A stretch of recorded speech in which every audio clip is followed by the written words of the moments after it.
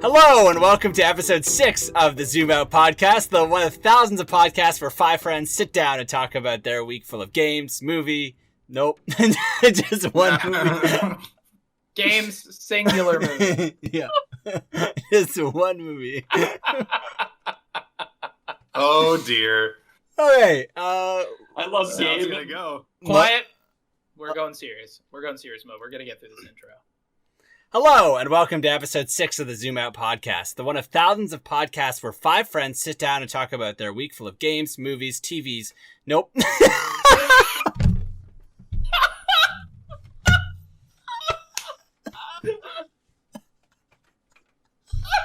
Fucking TVs! Yo, dude, have you seen the new LG fucking flat screen? Holy shit. He did the intro so well the other times. Oh fuck. Oh, it's stupid. Great. You know, I've done it so many times. Maybe I can do a smash cut. Didn't hear a thing you just said. Oh my god. I said, Welcome to the podcast. We Oh talk my about God. game and TV. A game and movie, sometimes television. Sometimes one TV makes its way in. I said, 42-inch. I said I've done it so many times. Maybe I can do a smash cut, like, Oh yeah, like, That'd be funny. like where I, like piece it all together. Take different bits from each You one. have to. Make it like Well, a serial I killer. nailed it, but I said episode 1, so it'll be like episode 6. It's like a Ray fucking William Johnson DoorDash video. video. Hey, we're not gonna do an intro. I'm just this Shout is out the to Ray I'm William keeping Johnson. this. This is in. That's great. Oh my Alright, god. So should I just go on with my now when we topic then? start? Oh man. Okay, well it's Darik, it's your topic, man. We haven't heard the Yeah. story yet. I could just go straight into it. I was going to talk about plasma versus LCD TV. Glad somebody's dealing with the issues. I gotta take off my sweater. I'm dying. Oh man. Oh man. For real, my topic I'm bringing to you guys, surprise, is has to do with Pokemon cards. But not me collecting them or buying them or anything like that, but specifically the sales and the climate around Pokemon cards right now, because the Target stores in the U.S.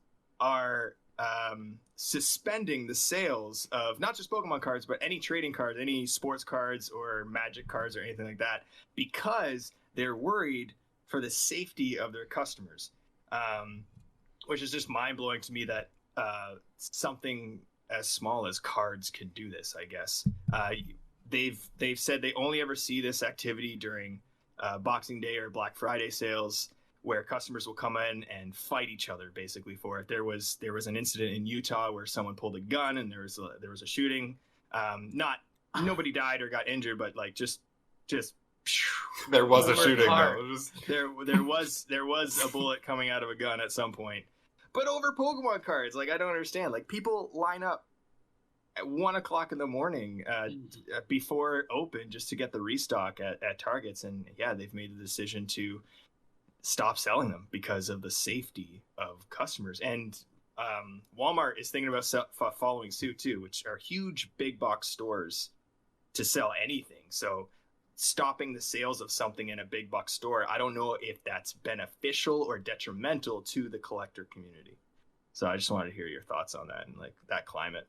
That is absolute madness that someone would pull a gun in a line for Pokemon cards. You know, like imagine that's how you went out.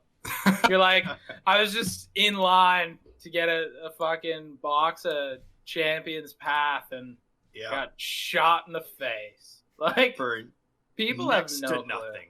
Yeah, What It's was the so- shooting? Was the shooting in America? I assume. it was in Utah. Yeah, I'm okay. pretty sure Well, it was Utah. I mean, coming from somebody who just lives in America, when Popeyes came out with the chicken sandwich, somebody got shot and stabbed over that too. So we just Oh my God. we really like shootings and stabbings here. So Oh That's my unbelievable. God. so when you tell me you're like, yeah, someone got shot over them, I'm like, that makes sense to me. yeah, You're no like, surprise there. Jeez. Wow. Oh my Yeah. God. Part two of that crazy. means what's a target? No, sorry. Target. I just Target like, practice. is there anything that you guys would just be obsessed over that much That I would to shoot line somebody. up not to shoot somebody. I'm not. okay. None of us would. I don't think anyone of us would do that. But to line up that early, to be that obsessed over something, to make that much of a commitment to something. I would never fucking even consider lining up at a Target for Pokemon cards. I don't even like to line up for food. I know. Yeah. Okay. It's just like I get it. I really do. Because I understand being really passionate about something and wanting to like get your hands on it. And especially if it's like during the current climate of the world, people don't have a lot to look forward to. So they're like, hey, if I can cling on to the idea of like collecting something or like a specific game, like I look forward to playing video games so much. And if you're super into playing Pokemon cards and that's where you center all your focus, I can see why people would jump into a line. Here's the thing, though. I'm just going to throw a wrench into your gears here. It's not even the people that are lining up to buy and collect these cards. It's the people that are lining up to clear out the shelves to resell them for profits. Yeah, Scalpers, flippers, anything you want to call them. They're But the yeah, scum of the earth. Like, honestly, it's ruining collecting for everybody else. What's that? I just think I think there's scummier things. There's just scum of the earth. I don't know. Neither here nor there. Scum of the earth is an umbrella, and there's a lot of things that fall under it. yeah. Imagine They being are a in the scalper. scum of the earth. Yeah. Imagine being a scalper that shot someone though. That's the Yeah. scum of the earth. Or did a scalper get shot and we're just fine with it? Like, I mean, Right. True. Oh, it was a scalper? Move along. Right. We're good. It's just crazy to me that like something like their little piece of cardboard, like I collect them just for fun, and it's just an obsessive hobby that I have. But like to go that far, like it's just so stupid. Yeah. Have you I ever think lined it's- up? Like, have you ever lined up for anything, like a release of something? I've done it once, Okay. and it was when I was collecting Funko Pops. I just wanted to hear Ah. hypocrisy next. So okay. No. It's never been that early. Like I've lined up like maybe an hour before a store opened. Okay. For like a special release of a Comic-Con edition of something. What- But what? these are just what's that? What was it? What Funko Pop? It was Captain America from Oh, that's fair. the first movie. America's Yeah, ass. it- yeah. Yeah, but these are just like common cards you can just get off the they're not special edition, they're nothing. They're just common cards that people that like this are buying them at so fast a pace. They're making them rare for anybody else to get a hold of, therefore increasing the prices all over the place. Therefore, I'm thinking about like kids who collect too, right? Like they're not able to do it anymore. Like it's so stupid. Yeah. You're thinking about kids who collect, right? Not you. That's Yeah. correct. for Yeah, sure. okay. It's about the It's children. for the children. Yeah. It's for the children. It's Man, for the I- children. I've never done that. I've never lined up for something early. I don't think I ever would. I don't think there's anything like you could tell me that I could go to Target and meet God and I'd still show up once the store's open. Like I'm not waiting. I don't know. True. blood. You're gonna be sadly disappointed. I think That God's not at Target. right. It's because I Somewhere didn't show up else. early though, right? Yeah, exactly. Okay. You showed up way too late, dude. No, I'm actually I'm in the same boat as Brody though, where it's like I don't line up. Like chances are, if I have to line up for it, I'm just not going to go. I just Yeah. like why? What's the point? I don't There you understand. go. Yeah, I'll Like, get it you know, like, eventually. The big thing in Texas is when a barbecue restaurant becomes famous, they're like, you got to wait in line for it for like an hour or two. And I'm like, no, dude. I'm like, how about I just go to another barbecue joint that's going to have equally as good brisket, or sausage or whatever it is I'm looking for. Go And to I'll one enjoy that was myself. famous last month. That's how Yeah, you exactly. Yeah. Yeah.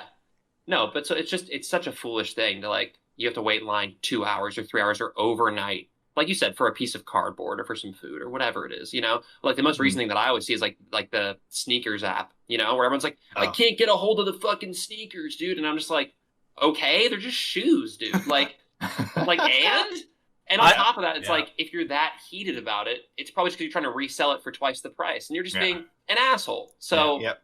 I don't Scalper, because- scum of this earth. It's so true. It's if you just wait to like to your point about the restaurant stuff, if you just wait, the prices of these things will go down. This climate will crash or like reach an all-time low where things will go back to retail price and you can just get them commonly somewhere. I think the pandemic has done this. It's forced people to like find alternative means to get money, and this is just another business venture that people have exploited. which is unfortunate. I have two Um, thoughts. Yeah. The first is, I don't think that online retailers like Amazon and Walmart that Mhm. have user-based stores are doing a Mhm. good job of distinguishing between a Walmart retail price or an Amazon retail price directly from a supplier versus a private sale. Yeah, And right. a lot of the times, like you can go on Walmart right now and type in Pokemon cards, and there are old booster Yeah. boxes or old Elite Trainer boxes that are $800 on the Walmart website, not Yes. being sold by Walmart. So Yeah. it's like, if you're offering people the opportunity to do that through your own website and mark something up ridiculously high, like that should be done on eBay and eBay only. Like if that's Yeah. what you want to do, you know. Mm. But Walmart's making a cut of it, and they're allowing it, and it's just capitalist. That's all it is. Yep. Yeah, that's true. So That's 100%. So Walmart's the king of the scalpers. Oh, king of the scum. King of they're the scalpers. allowing it to happen because they're generating revenue off of it twice. They get the sale from the Pokemon card, and Yeah. then they get a portion of the sale from the resale on their website. I mean, I here's would the thing, argue- though, just Okay. have some self-control. Like, That's that's true. it. Like, if everyone just stopped buying Pokemon cards for a little while because they're making you pay $800, if you stop, then they can't make you pay $100 anymore. Like, it Yep. would just be done. It Cool would just it. go back Yeah, to normal. but Like, most people don't think like that because they're not. They're Yeah. like, whenever you think about like if everybody did, the first thought people are gonna think is, no, not everyone is going to, so I might as well get it because if I don't get it, Johnny's gonna get it. Like there's so many things in this world. Not to make this a conversation about something else, but like there's so many things that we could have the conversation of. If everybody did this, we would have this outcome. Well, more often than not, with 7 billion people on this earth, or 360 million United States citizens and 36 million Canadian citizens, like, no, they're not going to not buy. Yeah. Like, Yeah. not everyone's going to do that. So, like, Yeah. I get that as an argument. And, like, if the goal, the universal goal was to stop scalping and we could get people behind that, like, I'm all for it. But, like, I just feel like the person that is a fan of cards is not going to want to miss out on this opportunity because he thinks it's the right thing to do, that everyone should miss out on the opportunity. Yeah. Like, the only way that's going to happen is if every single big box store and every single comic book store, card store abides by the same rule where it's like, one per customer or something like that. It's like what we talked about with the self-driving cars and going the speed limit. Like, if everybody went the same speed limit, we wouldn't have traffic. So it's the same thing. And also, Pokemon cards always reveals a bigger picture about the world. So feel free to talk about any worldly issue. I was that we can actually branch from. going to connect this because my university degree is in sociology, which is like the study of pattern group behavior. And it's always, and when people bring up topics like this, I don't really think about like, yes, I can use my degree.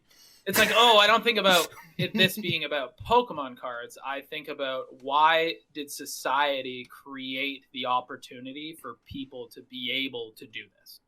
Or how did it happen? Like, this is a product of society being in a very specific state. It's not a product of Walmart being a retail seller that pulls Pokemon cards. It's because we live in a capitalist market where people are able to do reselling. And also, they're probably forced to because unemployment is so high and they're unable to get food on their table unless they wait at Walmart to make an additional $100 on a box of Pokemon cards, Like, there's so many things. And like, we can call them scum. They might be forced to do it, or they might be millionaires who literally do it with everything. But if they try and shift it to online, there's going to be professional hackers with bots. It happened with the RTX cards. It happened with all the RTX graphics cards. You couldn't get one. You literally couldn't get one. I was sitting on the website hitting refresh for 3 weeks. And even when they finally uploaded stock, your entire internet browser would crash. And then as soon as you were able to reload, they would just have already flooded the entire server, got all the cards. That honestly, but that's not even Jet. Like, Jet is an example. Like, I agree with what you're saying, but that is an example. There's two things. One, you don't need to be a professional hacker to have a bot. Like, it actually takes a pretty, I would say, intermediate level of understanding coding. So like you don't even have to be a professional. You could have just really take some courses. The second thing is that was like a two-parter. One, you have those bots set up to like ping for those, but most of them get shut down.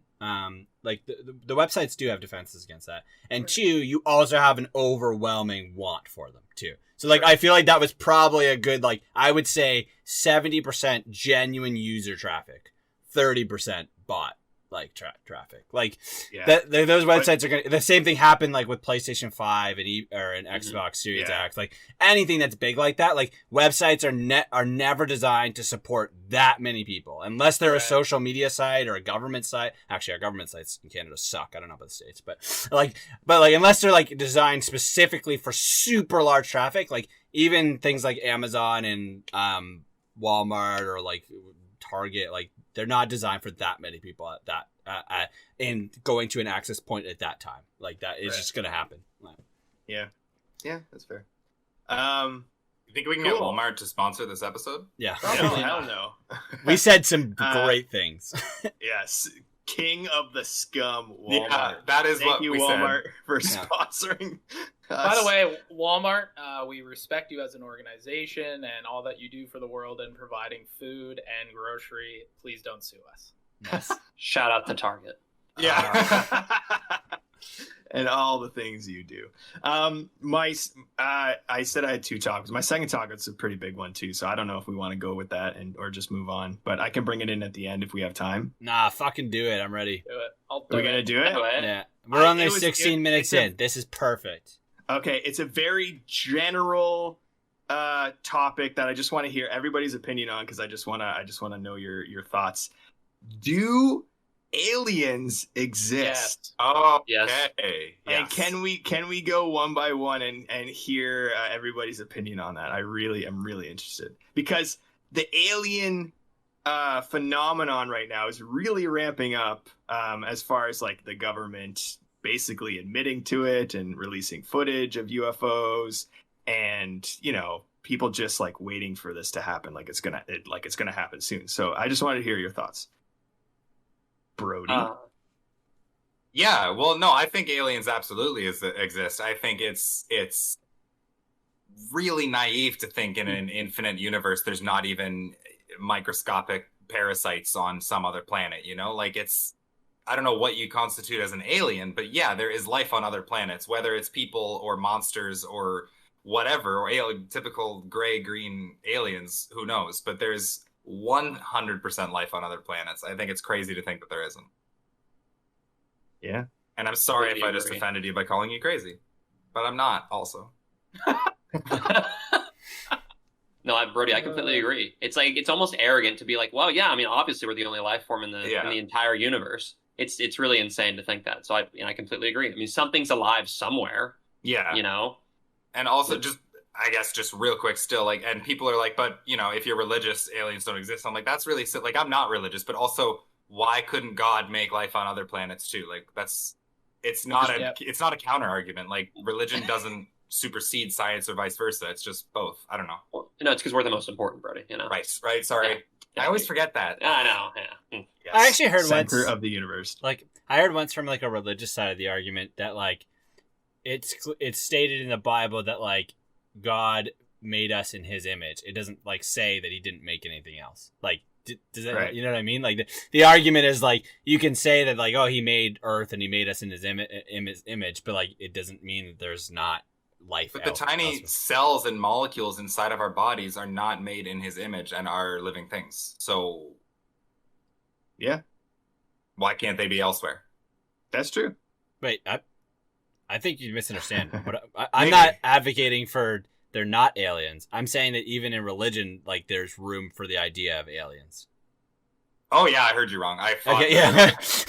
I was like, wait, your argument doesn't. What I'm saying is like, they specify half a dozen of the other. Yeah, Brody spoke, and I was like, yes. Yeah, you're like, that's what David said. Yeah. Reaffirmation. Cool. Heard it wrong. Thank you. Listened wrong. Spoke it wrong. Really Dallas, passionate reaffirmation. Dallas, what do you think? Yeah, I think to reiterate what Brody said, it's like define alien. Right. What really is an alien? I don't know what they would look like, or like, are they sentient? Like, are they in a different dimension? Like, we could really zoom out here, and we could like. There's a lot of different things that you're like, who the fuck actually knows? But to say that they're in like UFOs and like watching us or whatever that is, like, I can't imagine another life form that wasn't so curious that they wouldn't have made some sort of contact with us, unless they were like so much fucking smarter than us. Yeah. They're like, hey, these guys are going to be hostile if they figure out that we exist. So like, we're just going to keep an eye on them. Because humans have a tendency to blow things out of proportion when they don't know what's going on. Literally blow things out of proportion. Again, though, infinite universe. Like, there could be literally other people looking out there too, and they like. I don't think there are UFOs and abductions and stuff because I don't think anybody's ever caught sight of any other life. Yeah, unless there's a bunch of alien planets out there that know about each other and we're the anomaly.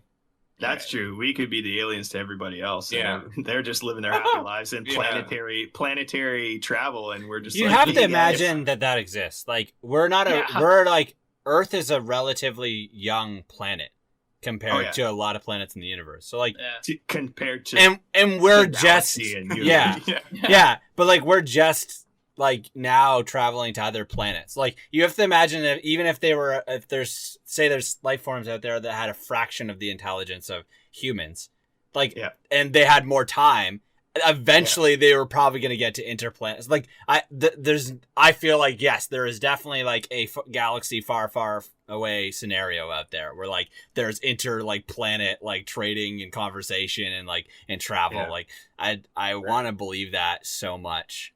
Because I feel like that exists. Like, it's David's hope. Yeah, please, a new hope. Please. Hey, nice. My consistent thought. One thing that I always fall back on at the end of this thought process of mine is, I wonder if there is even a slight chance that they look humanoid. I know we kind of touched upon it, like parasites, and it's just like, because the chances of us looking like the way we do scientifically are so infinitesimal, like it's almost next to impossible that the right amount of combination happened for us to look like this and develop like this. So for it to happen slightly or even perfectly the same way somewhere else, it's just like, it's near I guess it's not impossible, but I'm just like, oh man, I wonder. Whoops, we lost a very controversial topic about Raisin Bran and cereal. Now, moving on to Alex's topic, and big apologies. I'm going to put my hands down because it's weird. Big apologies. Bagel apologies. Bagel apologies. Alex, shut up. Give us a topic. Oh, yeah, sorry. So a very important moment for me over the weekend. It's not the first bit. So Nicki Minaj released her first album in a while, and I was just like, okay. When you said Nicki Minaj. Nicki Minaj. If we weren't already just a group of men, like, can you just represent us better, please? So, what toxic masculinity? What are you talking about? I don't even think I did that. I literally did this with my hands. At all. And then Dallas is like, "Why are you doing that?" I'm like, "Hey guys, hit the fucking back." Dallas, if just you're go on ahead and play the YouTube Pornhut theme song. You fucking rewind. He did it. I didn't do it. Timestamp that in the comments. Video portion, it will just be Alex's point of view, gray screen, as if it happened in the past. I love that. Yeah. Anyway, Nicki Minaj. Anyways, so I mean, I'm not big on Nicki Minaj, but I did take a peek at the album because I was like, she hasn't released an album in a while. But what caught my eye was there was a remix for the song "Best I Ever Had," which like Drake, you guys like Drake, you're from Canada, But he's our prime minister. He's your prime minister, exactly. Drake, the prime minister. But there was a Best I Ever Had remix, and I listened to it, and it took me back to like 2010. It was just very nostalgic, and I was wondering how you guys feel about that song or about that era of music in general, because I just like, when that song came out, for me, I was just starting to drive. Like, that was like right when I got like my permit and everything. And it's like, I remember just being in the car listening to Best I Ever Had, and I was like, I'm a fucking baller, So sick. Yeah. First of all, you're welcome for that. Thanks. Canada. That's Canada's doing. That was Darik's shout out doing. to the Prime Minister. Yeah. He's like rolling up to middle school with his 1998 Honda Civic. Yeah. Best I ever had. High school, you know? Yeah, he got his license at 12. I don't know when they drive. Like, Well, I mean, they give you a handgun and your permit at 12, and they just say, start fucking. So, it's all good. There's a Pokemon card convention around the corner. Wow. Nice. Oh. Holy shit, Nice. that came full circle there. the audio listeners are going to be wondering why a lot of that was bleeped out. Oh man. Just madness. Yeah, no, I love that song. I think about a lot of other songs within that era, specifically like Kid Cudi around that time. Mm-hmm. His A little- music, just a chef's kiss there. A little day and night, you know? Day and night. Yeah, I'm into that. That's Mhm. my shit.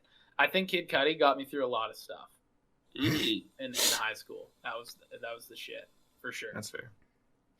Kermit, though. Can I just hop in here real quick and just say I fucking hate that music. Hey, to each their own. I hate fucking Raisin Bran. No. I'm so shocked that the guy that doesn't like Fortnite and Minecraft also doesn't like popular music, you know? Weird. It's just atrocious. But I know this about myself, and I know a lot of people just like look at my music taste and be like, "What the fuck, dude?" I'm stuck in like high school pop punk emo music for the rest of my life. Norwegian honestly. funk When- metal. Not as much. But like I very rarely go outside that music purview. And when I do, I don't like it, so I retreat back into what I'm comfortable with. Can you name drop like- a favorite or two? Yeah, I mean, My Chemical Romance is like hands down my course. favorite band. The Black Parade, 30 Seconds to Mars. I love 30 Seconds to Mars up until their most recent stuff. It's kind of like culty and like gossipy now, or gospel-y, I should say. Not gossipy. Gossipy. Spreading rumors. Becky is a bitch. She cheated on her boyfriend. Yeah, That was the genre too. That sounds like them. number one on the billboards. Becky is a yeah, bitch, just- number one. and then like whenever like an old band from my high school or like early university days comes out and says, "Hey, we got new music," then I just revert back to that and go on a whole new spiral of listening to all their old stuff again. Yeah. I'm like rediscovering old bands that I haven't listened to in a while. Like Brody will know what I'm talking about, but like Bowling for Soup just released a new song Ooh. called "Getting Old Sucks," and it's perfect. Okay, so I It's need to go listen to that. perfect. I was Yeah. actually going to say, when you were saying all this, I was like, Bowling for Soup was one of my absolute favorites. So I was just, favorite. They're like Is it not really? ironically my favorite band. dude. Like That sounds not. so If someone said who's your favorite, I think they'd be top 5. But like I love Bowling for Soup, man. Yes. We'll see. Like, so I love my new stuff. I love EDM. You know, I love new music that comes out, but I always go back to groups Yeah. like Bowling for Soup, and I just listen to it. I'm just so happy. So Yeah, that timeline of like of your Drakes and your Kid Cudis and stuff. That was for me. Like I just graduated high school, so I was off to. I didn't go to college right away, so it was just like that was. I go to visit my friends' campuses and get blackout drunk music. Yeah. So like it's not really my genre of music either, but it does hold fond memories in my brain of just like fun parties and driving around, just being stupid, 20 years old or whatever, you know. mhm. So yeah, that's that. Tangent. Just to build off what Brody said, Brody actually came to my campus, University of Guelph, and put on an English accent and pretended to be some English The whole foreign time? exchange student and go to like different parties around campus and like try to hook up. And whole I, time. English dude. it The whole worked. time. And then somewhere in the last 10 years, I can't do a British accent to save my life. So either this girl that I spent most of the night with was really, really daft, or I got like you worse. said, daft. The Well, English I term. thought, I thought daft was less. I don't want to be like, she was a stupid idiot, you know? Yeah. So, Yeah. or Her name was I Becky. used to be able to do the accent and I lost it along the way, but I did do that, and that was a lot of fun.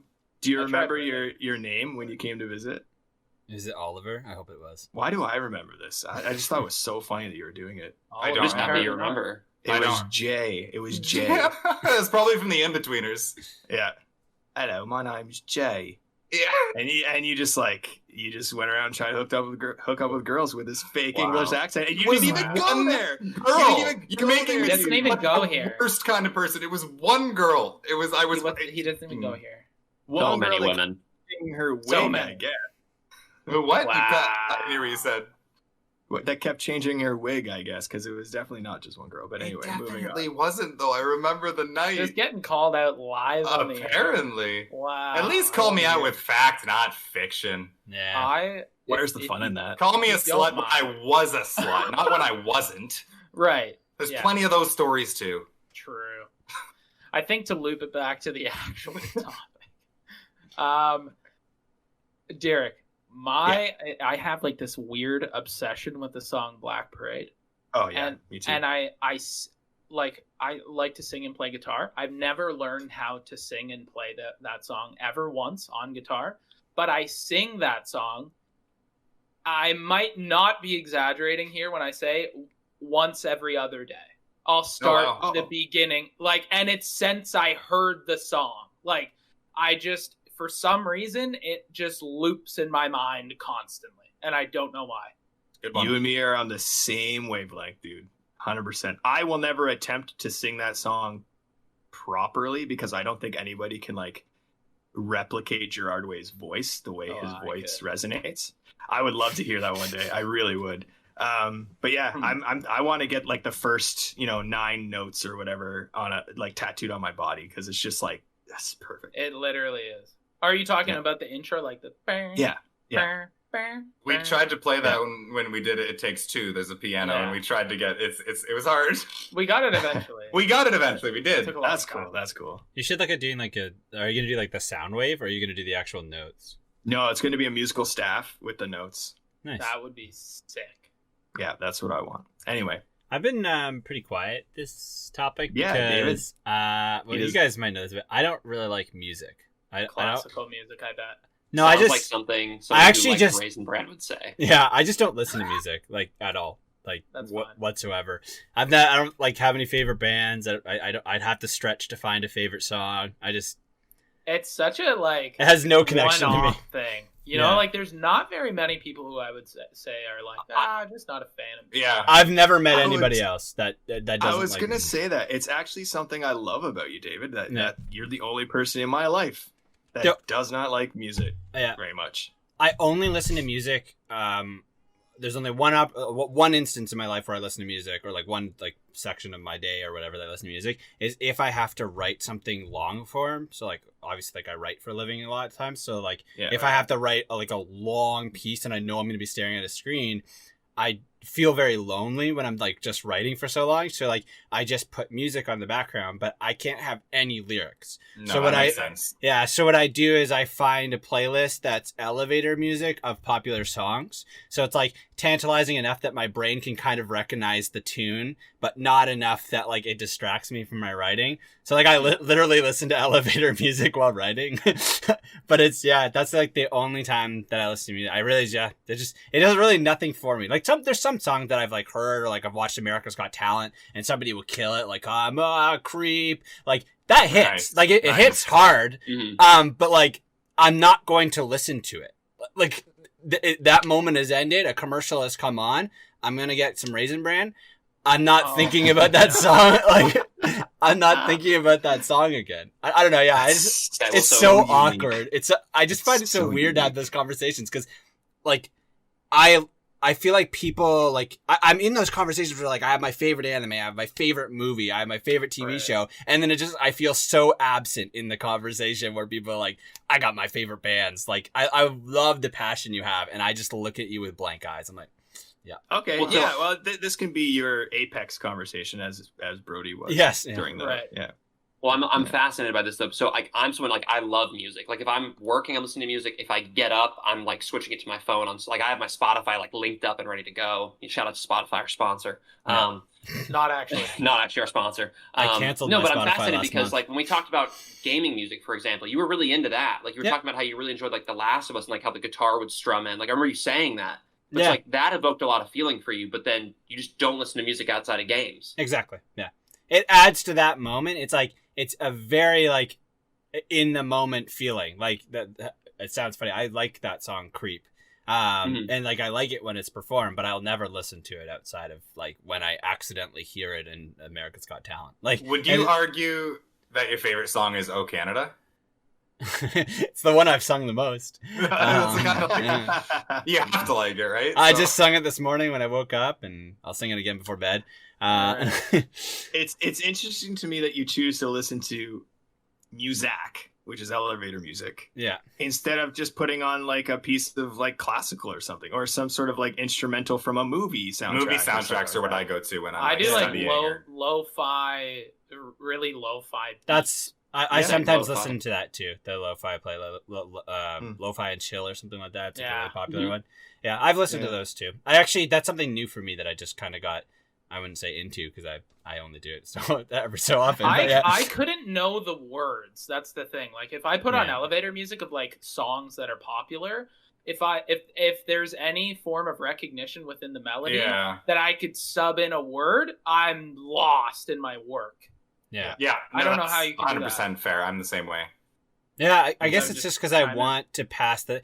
I think that has to do with like the loneliness what I feel when I write. Like when I write, I'm so like critical and so like in that moment that I do Right. feel like very isolated. So having music that I know kind of connects me to the world. And that's like that one instance where like, yeah, it does kind of take me out of it sometimes when I write, but I almost need that.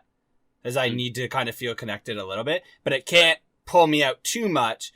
Oh, also something to know about me is like I don't know the lyrics to any song. Like No, so, like you do. Right. I can anytime I sing a helps. song, I will get maybe 2% of the lyrics correct. Like Right. It's my that's favorite thing in the fucking world. yeah. We got I a can YouTube series on this. yeah. We I got can it. start a song. Oh my god! Like yeah, we should do a That'd be video so where it's like I have to. The best thing is make me listen to the song once through, and then I'll try to like do like even one line. I'll still get it wrong. Like Yeah. I'll get some maybe sometimes close, but All yeah. you have to do is play a game of, like, for example, Apex with the guy. Say something from a line from a song that sparks that in him to sing. Yeah. He'll butcher it.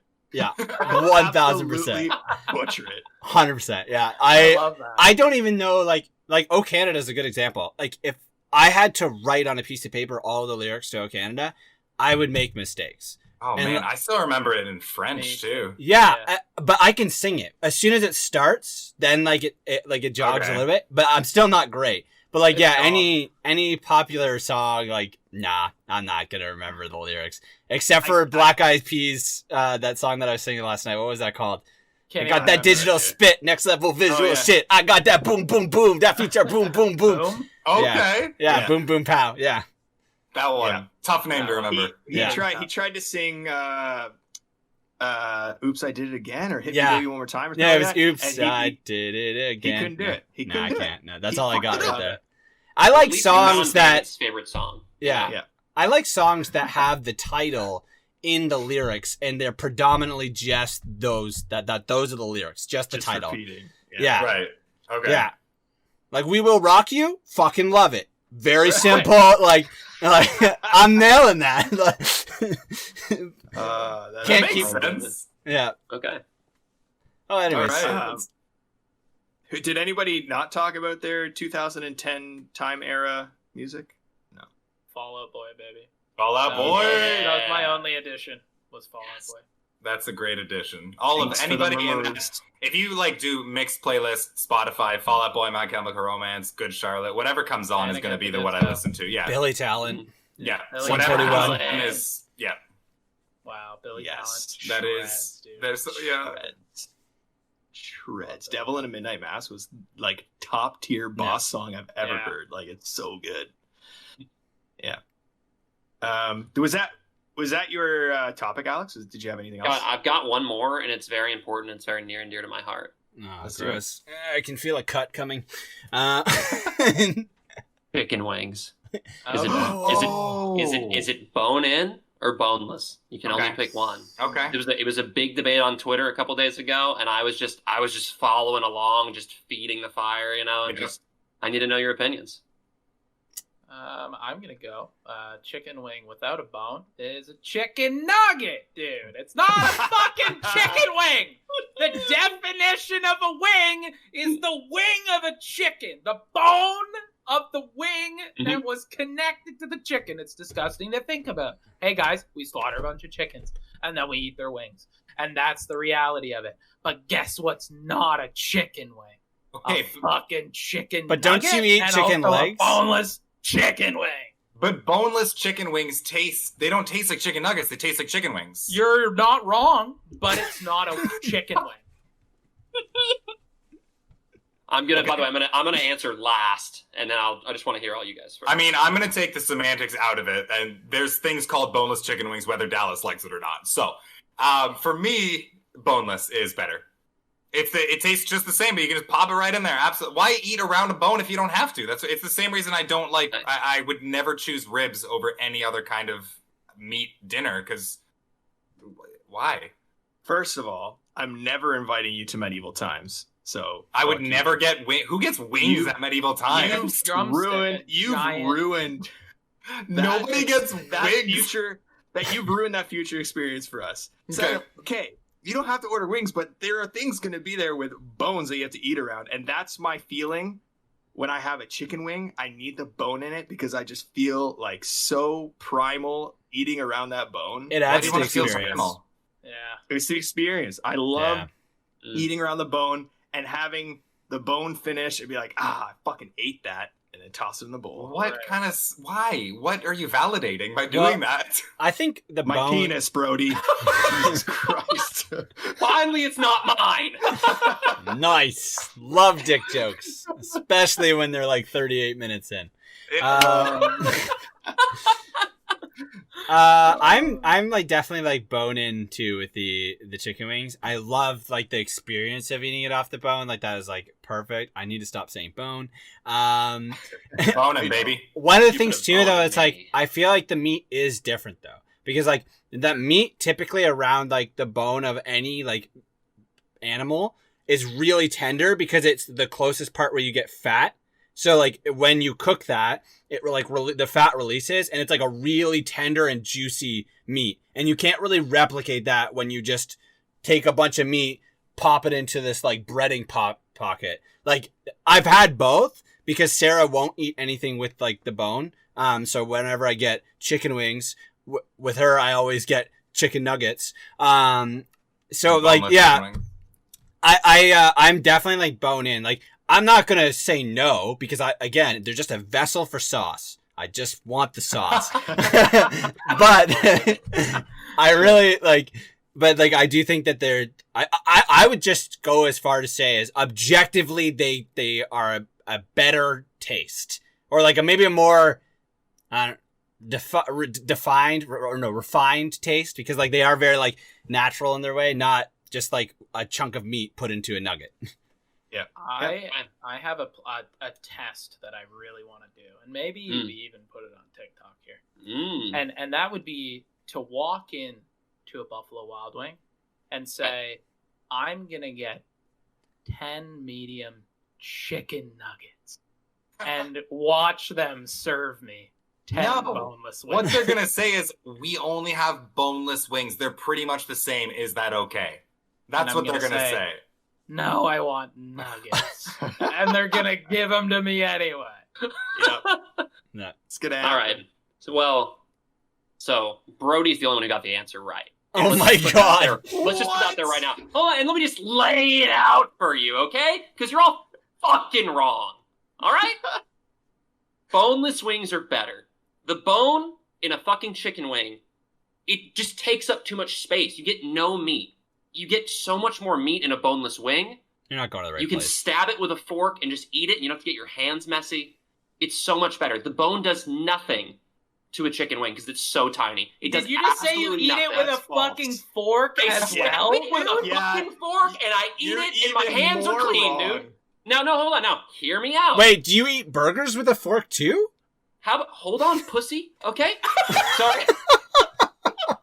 Little aggressive right now because I love food, all right? Oh. I'm not eating things Look, with a look. fork that are supposed to be Hold eaten with my hand. hold I'm on. not the pussy. You're fucking showing up with a white glove society. You are. You're like, Hold I don't on, want to get my alright? hands. Hold on, look. I love smoking barbecue. I make brisket, I And make Matt, the ribs, parent. I make pulled pork, and I get my hands dirty. But the thing is, with ribs, the bone has to be there. You're not going to get boneless ribs. Okay, you need the bone. It gives it more flavor. If it's a turkey leg, gives it more flavor. I get that. But with a chicken wing, it's so infinitesimal. It doesn't matter. It's just less meat. That's all it is. You just get less meat. Completely It's so dumb. contradicted everything that You're about to tell me right now that the bone left into a chicken wing does not give it flavor, or it's infinitesimal that it doesn't even matter. It might give it a little bit, but it doesn't fucking matter. Because you know what? You want to know what I want? Instead of that bone, I want more chicken, which is what a boneless wing gives me. I get more food. While you guys are struggling and scraping against a bone, I'm just casually getting Pushing my that fill. middle stuff out of those ones. Enjoy your tiny piece of cartilage. Yeah. I'm just getting more chicken in my mouth. The one thing that I really love about chicken wing places is that they sell their meat by the pound. So when you get boneless versus a bone and chicken wing, bones don't weigh that much. So we're still getting a very similar amount of chicken. I'm getting more chicken. I'm telling you right now. Oh my god! I forgot. This is the dumbest conversation that's ever happened. Yeah. I'm gonna cut out specifically Alex saying I'm getting more chicken. No. We can just use it in so many scenarios. Oh man. So boneless wings are better. Just want to put that out there. And look, this is coming from a guy. I love ribs. I love turkey legs. I love give me a nice like drumstick. Love it. If I go to Popeyes, give me all drumsticks. Okay. But if I have to eat chicken wings, look, I got big hands. All right. I'm not gonna go like this and fucking work my way around this bone because it's silly. When are you gonna just go? Silly. Well, I can just go and pop it into my mouth. Hey, dude, you're eating chicken wings wrong. First of all, you don't pick them up like this and eat it like a tiny corn on the cob. You can get one hand on it and literally go like this and suck all of the meat off. You just don't know how to eat it. I'm sure you love sucking things off, but I'm just gonna pop that nugget in my mouth. That's never worked for me. I've tried that method of just slurping that meat off that bone. It's never worked for me. Depends where you go. You can do it just fine. If I go to a friend's place and they go, we only have bone in, I go, bet, and I get my hands dirty and I eat a bunch of them, and guess what? It's still not as much meat as a bunch of chicken nuggies because I love chicken nuggies. So just give me the boneless chicken nuggies. So have one more wing to compensate for the fucking lack of meat. As if one more wing compensates for that. Yeah. I'm pretty sure it does. It's not that much. It's not that much. Look, when I come to Canada, we're going to get all bone in, and I'm going to eat you under the table. That's what we're going to do. And then we're going to have the wings. That was the first couple was a separate thing, right? There's a place in Toronto that I really like the wings. It's called Wild Wings. There's like a couple of them in Toronto. That place is so legit. They nail the wings. I was going to say about the slurping it off. It really depends on how they do it. Because a lot of restaurants, they almost because of the batter, they almost make it a little too dry. So you can't really slurp it off. It's it's just not that juicy, but I feel like Wild Wings fucking nails it. It's pulls off. It's so nice. Does Wild Wings have boneless wings? Yeah. Okay, then I'll never have to find out. They have chicken nuggets. Shut the fuck up. We got so aggressive during this conversation. We did. I mean, hey, why not? You just have to try harder to get all that meat off the bone. You just got to give it the old Gluck Gluck 9000. Dude, I can get it. Dude, right off. I can give it the sucky suck. All right, that bone will be cleaner than you've ever seen anything in your life. It's just that it's not worth it. Just let me just pop the chicken nugget in my mouth. I couldn't agree more with that sentiment. Yeah. The thing that I love. I'm sorry you're wasting so much time eating bone-in wings. The thing that Brody, I like love ya. Love you too. The thing that I like the most about this conversation is that we've been winging it the whole time. Oh my gosh. Hey, Dallas, switch topic. And also that we might even make a couple of bucks out of it. Thanks, guys. That's the end of the podcast. Oh my god. Sorry, I've been cooped up for a really long time. Oh my. Don't drown yourself over there, dude. I was drinking my giant water bottle for those only audio listeners. Oh my god. my topic for the evening is esports, because I have a hot debate.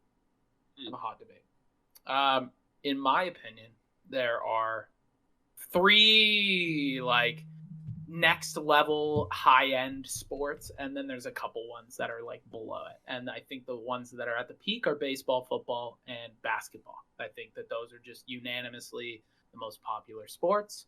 And then you have like hockey, like the NHL, I think is statistically like the 5th or 6th most popular. I think that esports will be more popular in terms of viewership than at least one of those top 3 sports within the next 10 years. Ooh.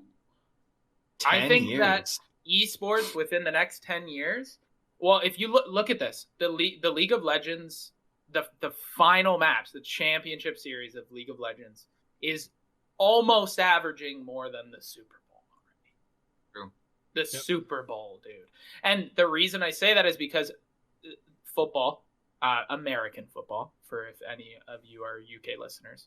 By the way, soccer/football is definitely one of the top 3 most popular in the world. It's probably the it is, right? Yeah, I wanted to address that because like your It was an view of Americanism. sports is so like North American. Like, I don't think that esports will be bigger than football/soccer, but American football already almost is. Like, if not already is.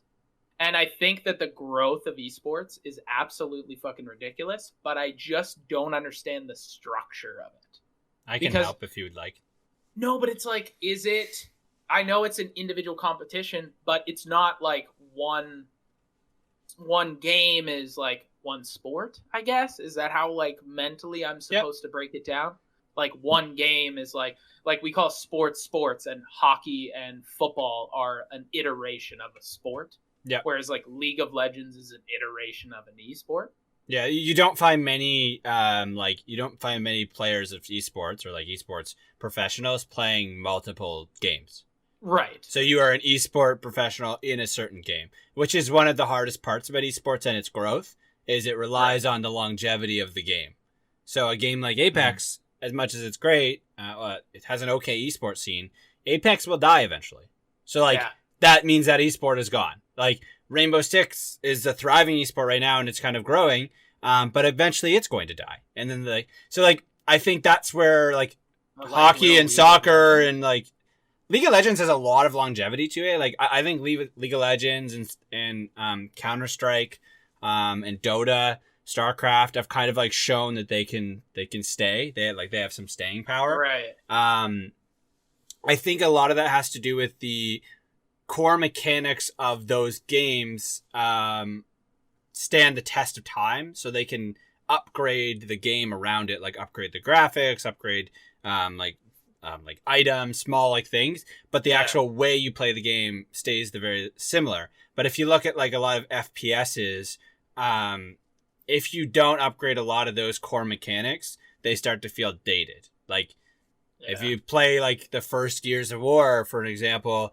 versus the new Gears of War, it's like, yeah, Gears of War at the time was a thriving esport and it was a really popular game, but like it does feel dated. Like there are games like the FPS genre is moving a little too fast, where the MOBA genre I think has a really good idea of what core mechanics what core mechanics work, and they seem to transcend a little better. So League of Legends and Dota 2 specifically, I think will last longer.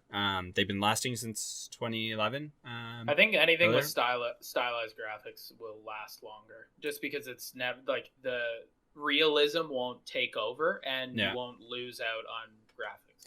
Additionally, like a MOBA, it's top down, so it's like you don't even really like the details in the game. You physically don't see. Like League of Legends does not have to be a beautiful game. If you look at the sprites up close, they look like shit. Yeah. But because you see them from a distance, like they look good. I think that helps a game. It does. Oh yeah, 100%. Yeah. The longevity of it. Yeah. But Sorry, go ahead. No, I was gonna say I think like the breakdown of how COVID is going is pushing more pressure on the success of esports. Yeah. The COVID's affected it in definitely different ways. Like it's made more people pay attention to esports, but it has affected esports leagues very negatively. There are many teams that actually just shut down. Like they just could not keep it. Esports is a very unprofitable business. There are almost all esports organizations are unprofitable. Like they're not making money. You're looking at like the top, I would say maybe 10. There's some ignorance there because there's like esports organizations that are only in games that I've never heard of or whatever. But like I would say probably like your top 10s are like the only ones that have made a profit, and they have a profit because of their fan base and they've made a culture around them. But like only 10 esport teams and amongst like all those games, like usually esports is kind of a league where like people who already have a lot of money are okay with just wasting money. That's kind of like the benefit of it. It's like owners for sports teams. A lot of sports teams are barely profitable. Like the NHL, a lot of NHL teams are not that profitable. Like they're just kind of barely. The owners do it because they have a fucking billion. Like it doesn't matter. It doesn't really matter to them. It's funny to me that the esports scene can be so not profitable when the gaming industry as a whole is the most profitable industry in the world. Like it's more than TV and movie industry combined. Yeah. So to take that figure and then branch off to an esports and have it not be that profitable, that's so weird to me. There's that trickle down effect just isn't existent. Like it's so weird. There are very few programs from games and esports that trickle money to esport teams. So it's like, for example, like I know a lot about Rainbow Six, so I can really, that's why I keep talking about them. But like Rainbow Six once a year has a pilot program where they take some of their teams that are competing in Rainbow Six, not all of them, only their top teams that they deem are like the best teams in Rainbow Six or the best marketable teams in Rainbow Six. And they let them put in-game items into the game, and then they sell them to players, and players buy those items. And then they get a portion of that back to the esports team. Like that's like a very small way of it. So that's how like Rainbow Six is still profitable because people are buying the game like crazy, and Ubisoft's making that money, and good for them. And some of it goes towards the esports scene in terms of prize money. But like if your team's not good and you're not winning prizes, if your team's not that famous and you're not like getting into the pilot program, you are getting $0 from the game across all games. Like I think to fulfill Webzy's 10-year prophecy, I think the gaming industry needs to start funneling some money into their esports. More.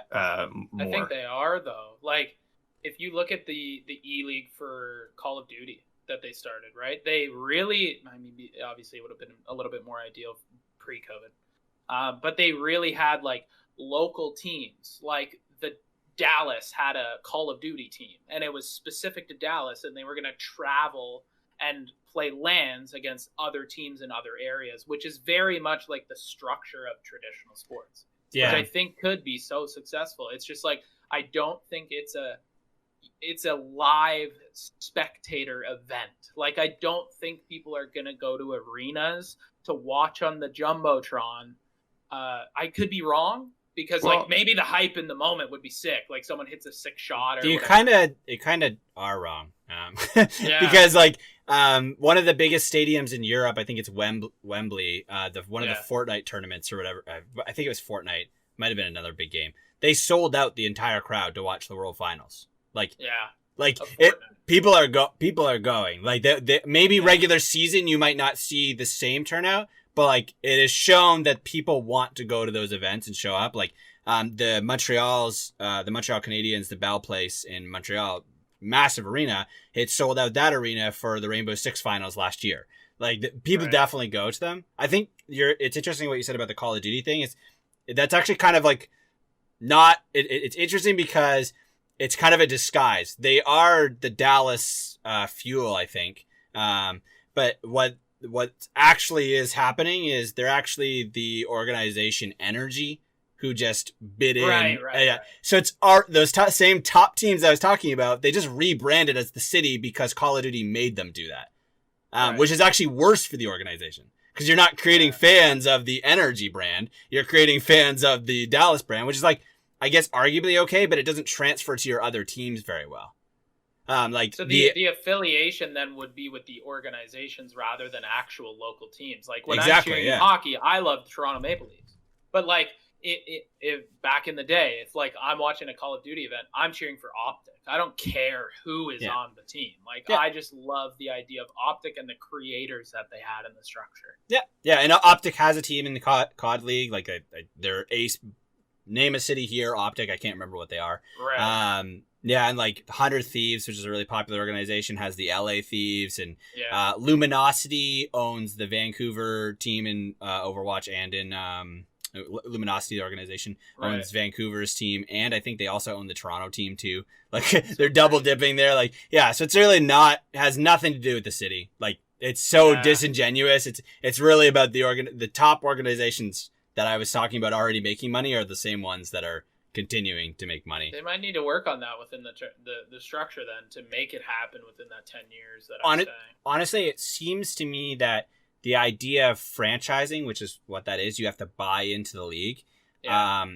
It's actually like a really big pain point. People are trying to figure out whether that's actually good or not. Because like it basically, it's like saying you can't join this league. You have to pay a fee to join this league. And that's how that's how NFL and that's how NHL and all they work by franchising fee. You have to pay to have a team in the league and they accept it. But it ruins any competitive nature because the teams in the lower leagues can't work their way up to it. They have to pay to get in. But you can in soccer, which is the great. Yeah, you could start a club in soccer, get a certain amount of recognition. You start the lowest league and you work your way up like that. Yeah, and there's a lot of esports that work that way. Rainbow Six is a good example. Valorant's an example. Like there's leagues that allow you to kind of move up.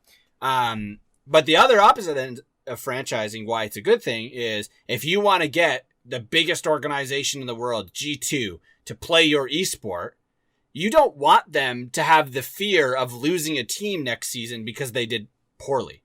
Right. Like EG, Evil Geniuses is one of the biggest organizations in esports. And the 2 seasons ago, they finished last place in Rainbow Six. And instead of going down to the league below, they just pulled out of Rainbow Six and have never come back. That hurts Rainbow Six significantly. So that's why franchising is a good thing, because then you can confirm the good teams, or like the big teams can stay in the top league. But then it also doesn't encourage growth. That's why it's so polarizing. It's like, one, you want to confirm your like financial benefit and like have a good platform for your top teams. But at the same time, you also want to encourage growth and competitive integrity by allowing other teams to move up and down. And there's really no right answer. And I think for your 10-year vision, I think there has to be a right answer for that. And a game has to have lasting power like League of Legends for that to really be the case. But at the same time, like it's also like esports are already taking over a lot of the sports viewership.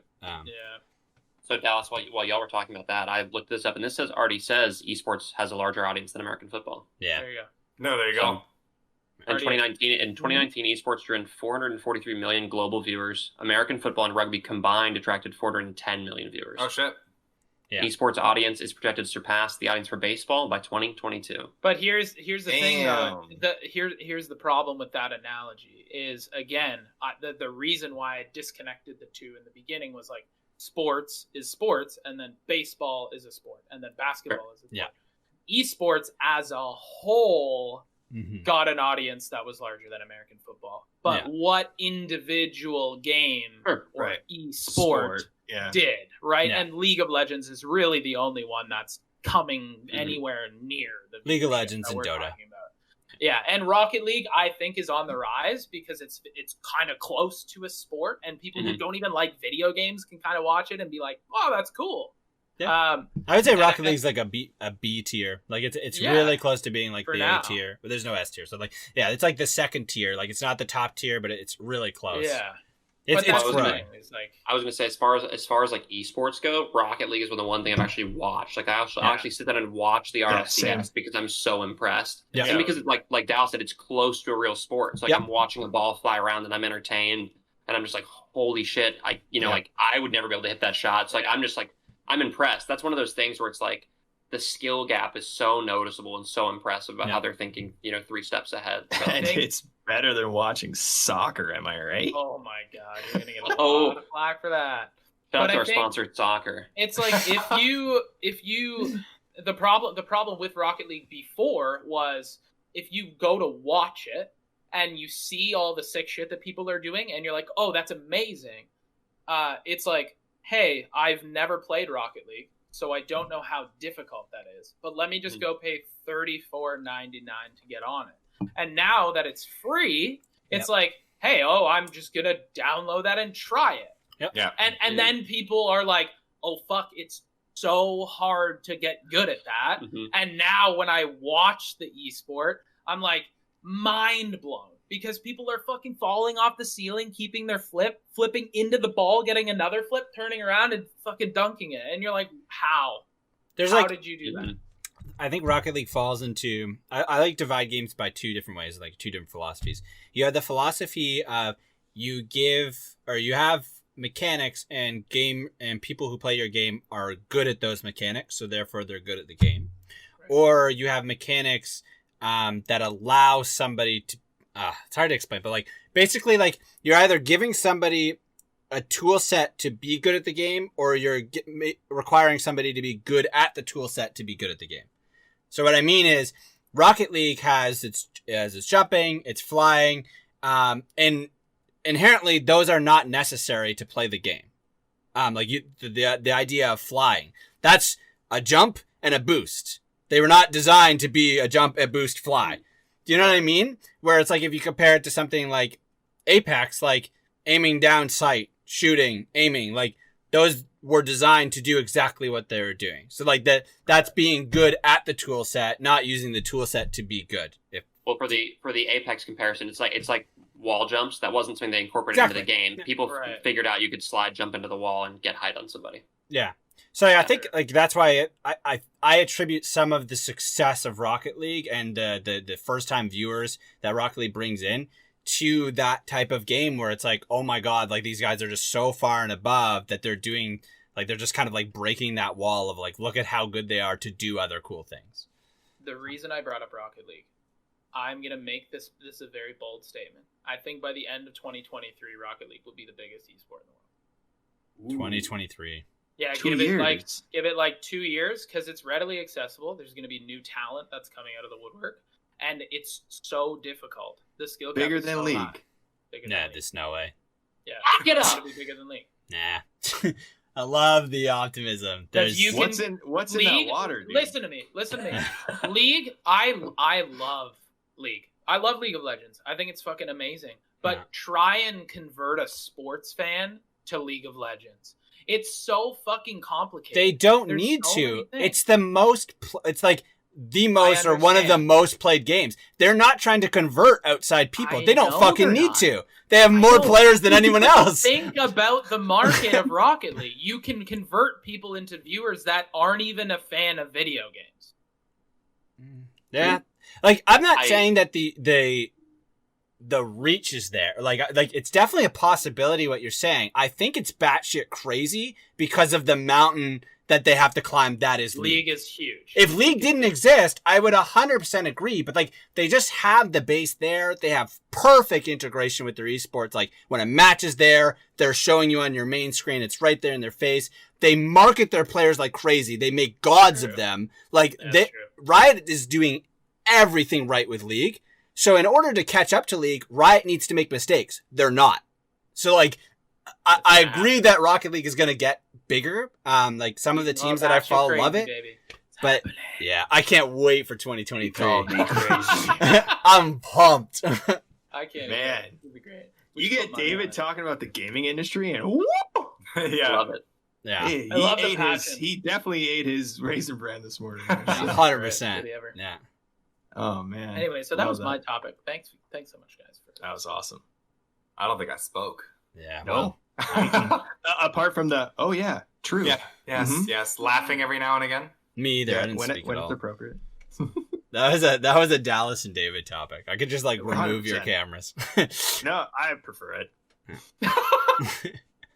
If you could remove me from I feel like we kind of glazed over at one point. Yeah, I did look around and we looked dead. Yeah. What is David even saying? He's right. Sure. I was listening. I just kind of was like, I was absorbing. I could paraphrase the whole thing, but it's just not anything I know anything about or have any passion in. So I was just like, I'm gonna let this one happen.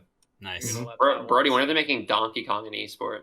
Okay, so you just segued right into my topic, Alex. No way! Perfect.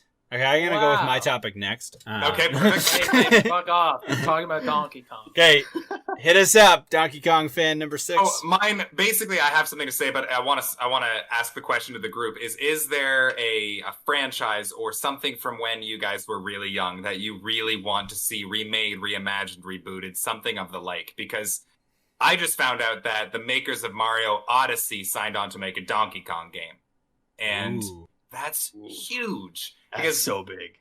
Donkey Kong is, I would argue, one of Nintendo's biggest slept-on franchises. Donkey Kong's always a character, but and aside from Donkey Kong 64 and all the Donkey Kong Country remakes and reboots and stuff they keep doing, they have never even begun to scrape that universe, except for with Donkey Kong 64. And if you guys have played that one the most. It's the best. And if you guys have played Odyssey at all, imagine a game of that scope and world and stuff you get to explore and learn about this Kong family, but you're Donkey Kong and Diddy. It's gonna be amazing. And Lanky and stuff. Like, I mean, Donkey Kong was introduced before Mario was. They need to do him some justice, and I'm fucking amped about this. Yeah. So, and it will be the largest esport by the end of 2025. Nice. Rocket League's gonna hit its peak in 2023, and then boom. Exactly. So yeah, yesterday, if you asked me that question, what franchise from your youth would you like to see or even just then put more effort into, or something? I guess it's not really a solid question, but my answer would have been Donkey Kong, and then I got that wonderful news. So I'm curious if you guys have similar feelings or anything about franchises or games or movies or anything that deserve more attention. Or that would really, that should get at least like a remake, remaster, so we can start the life of that again, because it could do well. I guess again. To paraphrase, pick a game that you want to see a remaster or a remake from your youth. Mine or franchise. Mine actually came true like a year and a half to 2 years ago, and that was with Phantasy Star Online episode 1 and 2, as I was saying on the GameCube. That was like my favorite game ever. But they actually have like Phantasy Star Online now, and it's like legit the full game, but online and massively multiplayer. I just don't have anyone to play with, and I love that game. I love it. I would love to dive into it, but there's just no one who wants it. That's fair. Yeah, I'm willing to give it a go. I will try it for you, Dallas. But yeah, that's a good one, because my biggest example coming in obviously would be this Donkey Kong one, because it just happened. But like what happened to Crash and Spyro a couple years ago, like they, those were both, I wouldn't say they were dying franchises, but the games weren't really good anymore. They were kind of just getting shit out and stuff, and then they went back to what people love, and I think that opens up more sequels and movies or cartoons or whatever they're gonna do. So yeah, the Phantasy Star Online, that's cool. Do you have one that it didn't come true though? Or I don't want to put you on the spot, but no, I mean the Legend of Zelda series was a big one, and Breath of the Wild kind of reinvigorated that. But they didn't really do a good job of capturing like how true the dungeons were. No, it's true. It was a bunch of mini challenges instead of. And that for me was like the structure of the Nintendo 64 version. I hope that they make a non-Breath of the Wild, like non-open world. Just make another Zelda. Like that graphic style is great. Is this the same dungeon structure that made you quit streaming it? Yeah. That you love so much? Yeah. Okay. All right. That's what I'm saying. But I wouldn't play it, obviously, but it would be good. Right. Fair. Yeah, I wouldn't stream it. No, that would be cool to see another, and maybe they did with, what was that? Was it Link's Awakening or Link to the Past? That new one they made that was kind of like. Yeah, it was a remake though. It was like a remake of the initial game. But it looks so beautiful. It does look beautiful. I don't even like Legend of Zelda, but every time I look at that game, I want to play it because it's just like it's a and beautiful. It is more it's what it was. They didn't change too much aside from it's obviously super cartoony and cute, but like yeah. They nailed that. It's so good looking. Phantasy Star I can definitely get behind because it was a franchise or a game that was kind of left in the past and now has recently been reinvigorated. Yeah. Legend of Zelda has been like supported throughout all of time since its release, right? So up until recently, I would have said Resident Evil for me, kind of. Not really, because they ventured off into first-person different Resident Evil stuff. Yeah. But then they started doing the remasters of the old games, and I was like, this is perfect. Well, remakes of the old games. It was a completely remake. Yeah. Complete remake, which was amazing. But even still, it is a franchise that has had a lot of attention. Movies, games, memorabilia, so much attention. It's hard to find that one thing that kind of has just been left in the past. Donkey Kong is a perfect example. Yeah, no, it is. And it's similar to Donkey Kong, I would say maybe Banjo-Kazooie. Yeah. I would love to see. Yeah. They could do 3, or they could just call it Banjo-Kazooie and put 1 and 2 in a big remaster. I'd be happy. Who cares? Did you play Ukulele? Graphics? What's up? Oh, I was gonna say, did you play Ukulele? Oh, didn't we play it? I know what it is. Yeah. I think you and I did. Yeah, Ukulele. It was like, it's basically almost like a carbon copy of like a Banjo-Kazooie, but brought to a new age. It's available on Xbox, probably PC too. But yeah, I don't even know what you're talking about. Really good. Well, I wouldn't say really good. It's pretty good. But yeah, if you're definitely looking for something like that's Banjo-Kazooie related, it scratches the very similar like itches. Yeah. Collectathon by far, really decent platforming, pretty cool enemy type. The story is as much as it can be. It's pretty decent. Like, I'll check it out, but I want to see Banjo-Kazooie. Yeah, he's a really adorable bear. Banjo and Kazooie and the Witch and nostalgia. Yeah, Mumba Wumba or whatever the fuck his name is. There was It was hard. The only other ones I could think of, because I did want to come with examples, but they were such smaller games. Like, they weren't ever really franchises. It was like Gex, if you guys ever played that. These are PlayStation 1 games. Like Gex and like Tomba. Gex was N64 too. Oh, it was. You're right. And Tomba, which the little pink-haired guy size. Like, those were games that were so much fun, but never really had the foundation to be anything. So, like, fucking remake them. Who cares? There's this game on, I think it was on GameCube. It could have been on other titles too. Probably was. Not much platform exclusivity at that time. But it was called Scalar. Have you guys heard of that? Mm-mm. Basically, it's like 3D platformer, like kind of open worldish.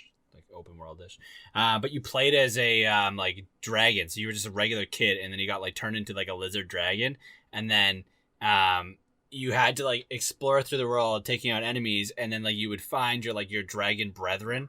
Like not like Spyro, but like I don't know, you would just find them, and then you would like could turn into them for like certain challenges. So there were so many mechanics. Like there was this guy that like spit out eggs that would explode, so you used those to like break things, and then you had a guy that like dashed really fast, so you'd have to like switch between them to kind of like platformy stuff. Right? Yeah, loved it. It was super fun. It was just really cool. They kind of like just transform into like different dragons, which I thought was like really sick.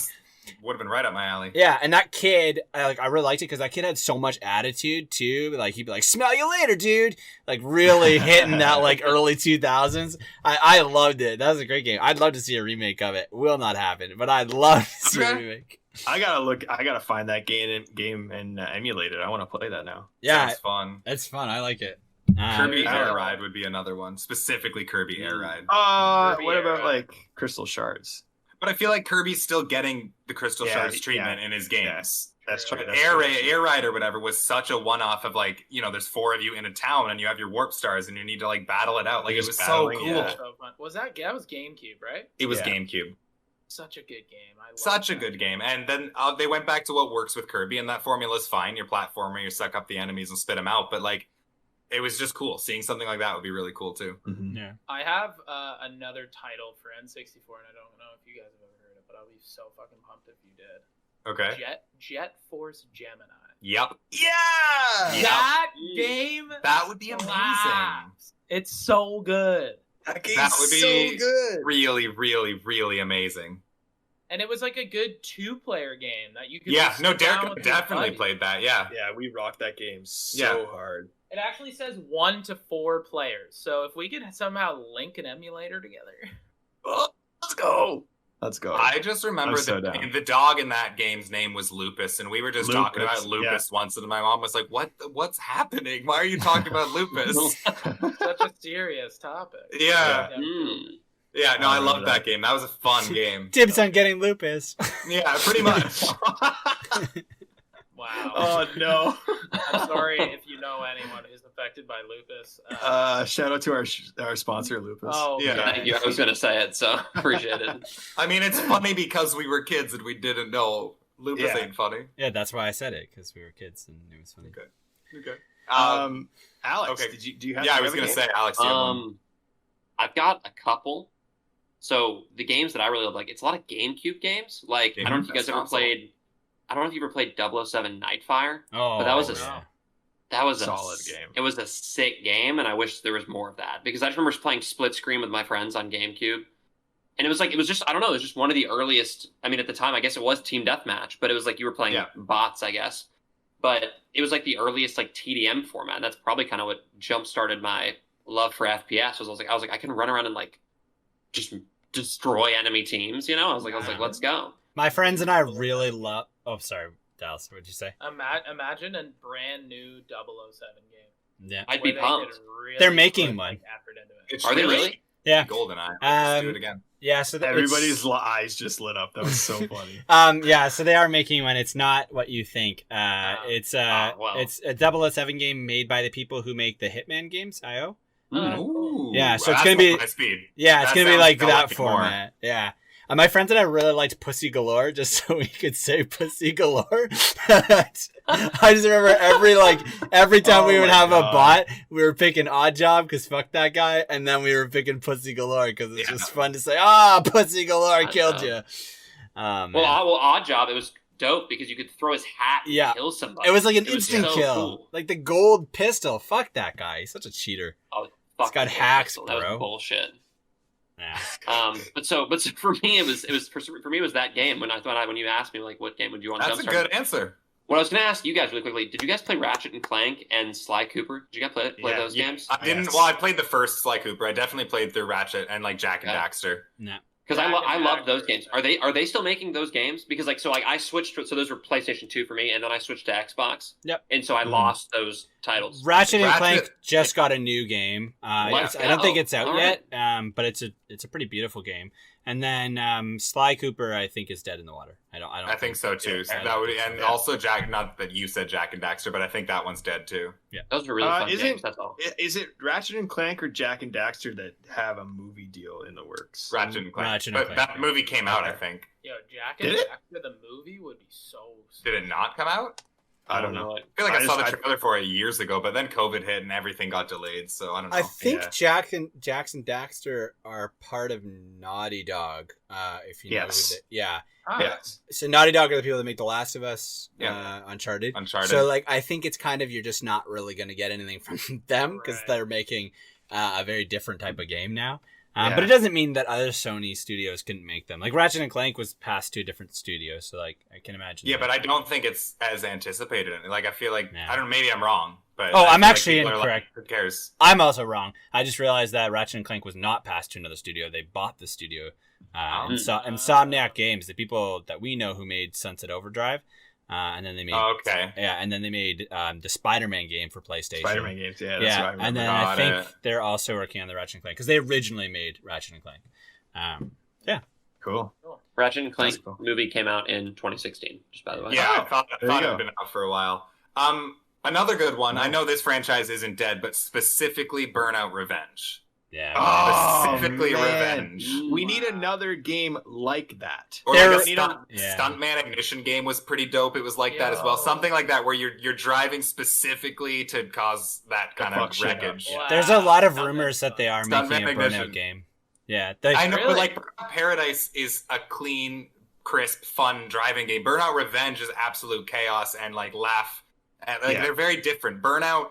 Just I- hearing there's a yeah. new Burnout game, I don't know. I don't think it is going to be Burnout Paradise. I think they're Okay. trying to fill the void of more of the Burnout Revenge. Like because God, I loved that Yeah. game. like when I've heard people talk about it, like it's one of EA studios making it. I can't remember the name. I think it's Ghost. Is the name of the studio. Not that it means to anything to you guys, but I think they're the ones that are making it or are rumored to be making it. But yeah, every time I've heard it, it's or heard the rumor, they talk about it in the same vein as the older Burnouts because Burnout Paradise is the one that kind of killed the franchise.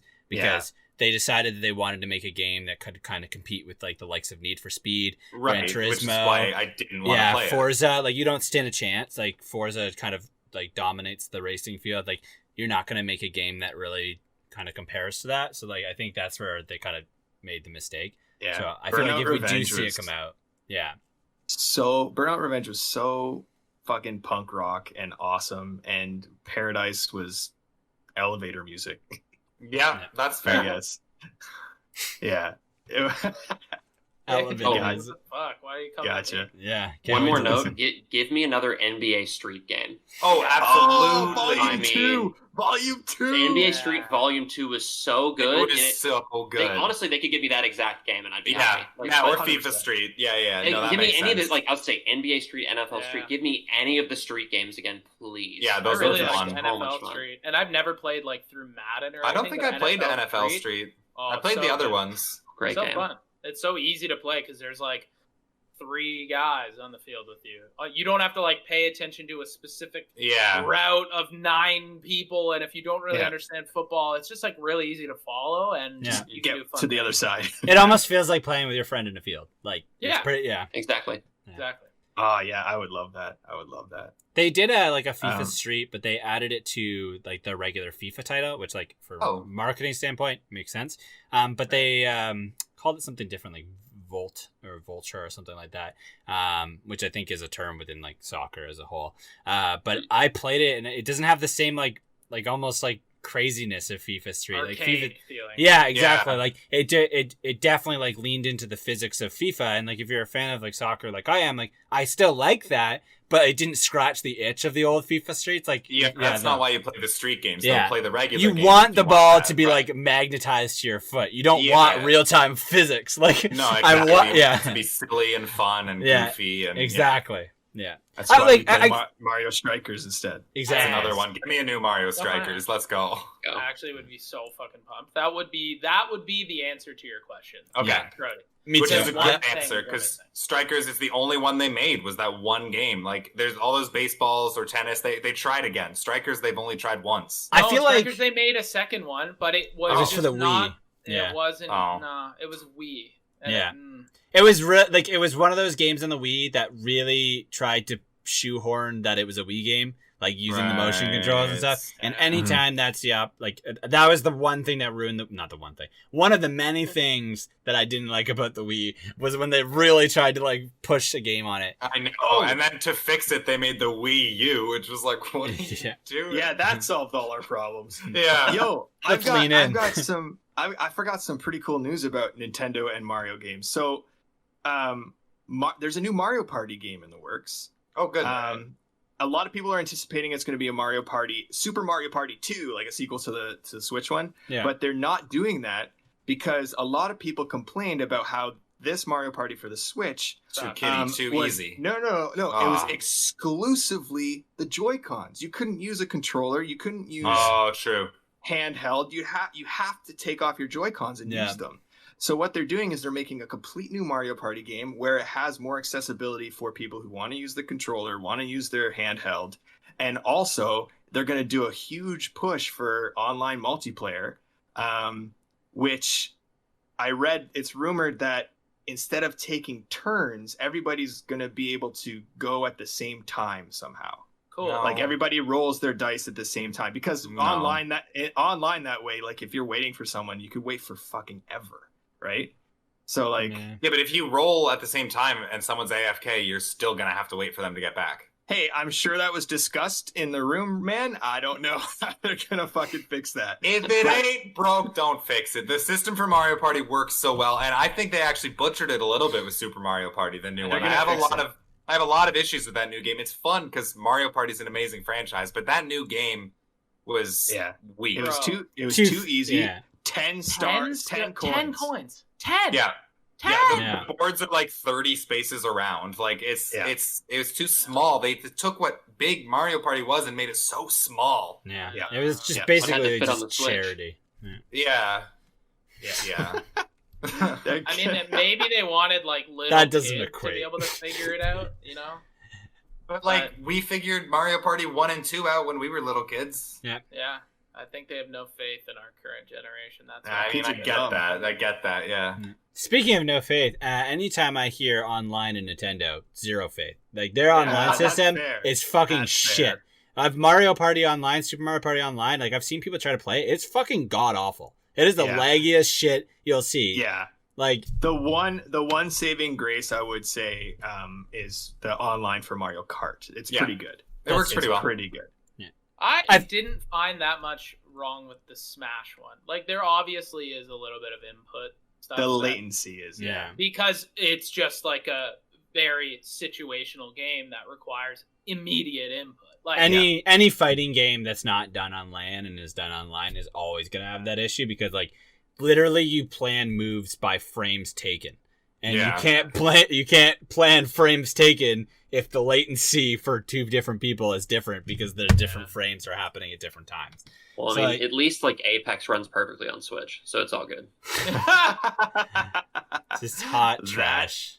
That is not correct. I think the biggest difference, Darik, for the old Mario Party and the new Mario Party is I don't think like, and this kind of is similar to Mario Kart.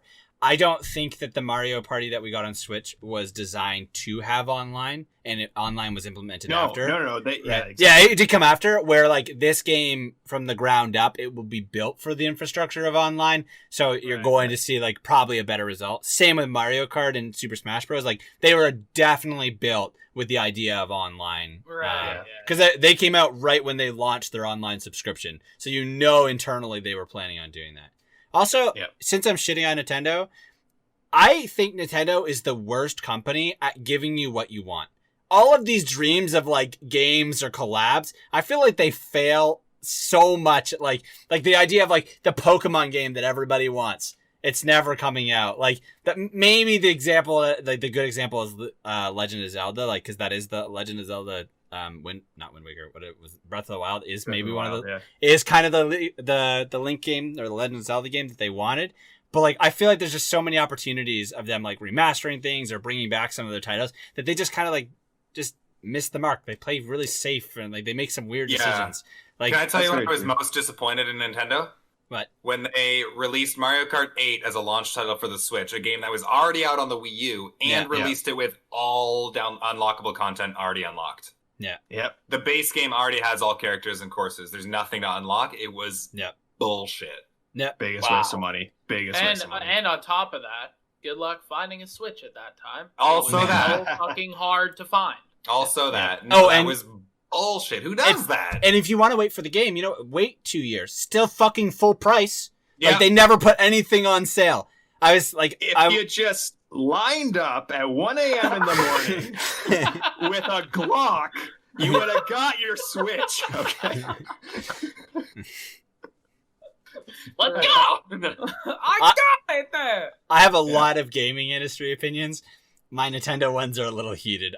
I think they are kind of anti-consumer, even though they hold a special place in our heart. And I think that's why they're anti-consumer, because they know they have us. Like, it's locked. Simple fact that they never, ever, ever put their games on sale proves that. At least not their Mario or that universe games. Why would they need to? People are just gonna buy it anyway. Yeah, no, 100%. I really want to play the new Pokemon game, so I'm waiting to see Darik so I can play his copy because I'm not appreciating value. Yeah, I'm not paying $80 in Canada. I know it's probably like $12 in the States because of our.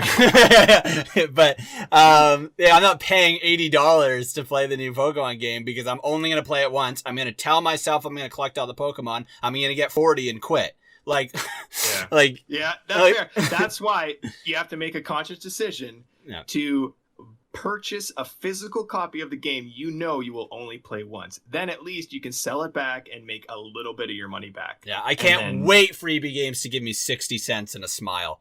No. Sell it privately. Yeah, the Kijiji sales will get you like scalp it. Yeah. Scalp it. Exactly. You flip it. Hey, played this game for a year. Gonna sell it to you for double what it's worth. Yeah, baby. While your blood is boiling, you want to outro us? Nah. I've decided that you do it better. Good luck. I have to outro, dude? Yeah, you did it. The honor. Yeah, you did it last episode or maybe the episode before that, and I just loved it. Absolute honor. I honestly listened to it so many times when I was editing. I was like, fuck, this is right. I don't know why, but I get the vibe that this is sarcasm. It's not. Everything I say sounds like sarcasm. I had to reconfirm when I asked Sarah to marry me. I was like, no, I'm not kidding. Hey, you want to marry me? Yes. Maybe. Love of my life. You're the love of my life? Life, dude? Oh. Question mark? Oh my Like- god. Every time you pay DT Sarah a Mary? compliment, she just cries. She's like, I don't know if that's true or not. I just don't know anymore. What is reality? Full breakdown. Did you Just start the a end. family sarcastically? Okay. Well, hey guys, this has been episode 6 of the ZoomOut podcast. Thank you so much for listening to us. We can be found on many different platforms as ZoomOut. As individual creators, I would like to start off with a little bit of an outro from our boy Alex here. Hi, you guys can find me on Twitch and Twitter at Sklurpasad. Thank you, Darik. All right. You can find me on Twitch as Strudel Dude, or you can find me on Twitter as my name, Darik Maurice. Thank you, Brody. Yeah, you can find me, aka Bro Montana, across all platforms. Right there for you. Wah, wah, and good luck. The best part of this is it's recorded from my point of view. You are pointing in the wrong direction every time. Just do this. I don't know. Don't follow me. Follow these guys. Follow him okay. on Twitter. He has a good Twitter. It's David Lyle on Twitter. My name is Websy Jr. I love absolutely every single one of you. We're Thank Zoom you. out. And we'll see you next time. Bye.